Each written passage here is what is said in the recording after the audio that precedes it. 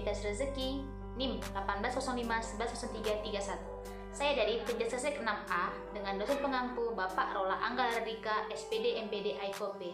Nah teman-teman, di sini saya akan membahas sedikit tentang pengertian biomekanika, fungsi biomekanika, dan hukum kesetimbangan 1-4. Enjoy to my video! Teman-teman semua pada tahu nggak sih biomekanika itu apa? Nah, jadi biomekanika itu merupakan kombinasi antara disiplin ilmu mekanika terapan atau salah satu cabang ilmu fisika dengan ilmu-ilmu biologi dan fisiologi yang menyangkut tubuh manusia dan hampir semua tubuh makhluk hidup lainnya. Sedangkan biomekanika olahraga itu adalah ilmu yang menerapkan prinsip-prinsip mekanika terhadap seluruh tubuh manusia pada saat melakukan olahraga. Nah teman-teman, jadi biomekanika olahraga itu penting untuk pemilihan teknik, memodifikasi teknik, mengamati kesalahan, dan mengidentifikasi kesalahan.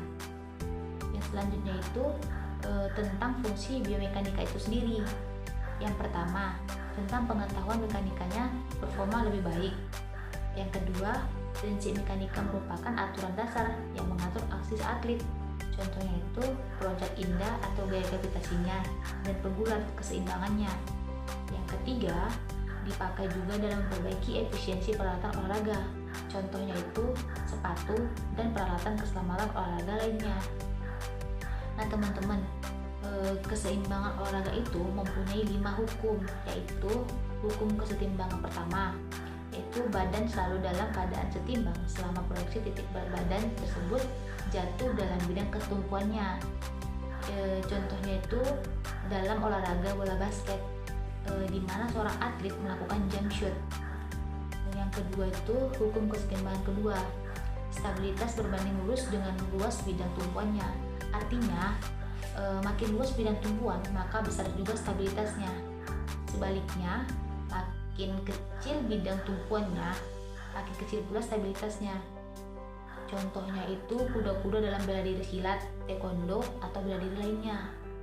Sedangkan hukum kesetimbangan ketiga itu stabilitas dibanding luas dengan berat badan atau benda. Artinya semakin berat badan seseorang, semakin besar pula stabilitasnya. Contohnya itu adanya klub pertandingan dalam bela diri. Seperti si A pada permainan softball, pelari yang akan lari ke basement berikutnya sebelum lari memindahkan berat badannya ke tumpuan kaki yang di depan. Yang terakhir yaitu hukum kesetimbangan kelima, yaitu stabilitas berbanding terbalik dengan jarak vertikal dari titik berat badan terhadap bidang alasnya. Artinya itu semakin besar jarak vertikal maka semakin kecil pula stabilitasnya. Sebaliknya itu makin kecil jarak vertikal maka besar stabilitasnya. Contohnya itu di sini ada pertandingan bulat. Lawan yang akan dibalik selalu berusaha agar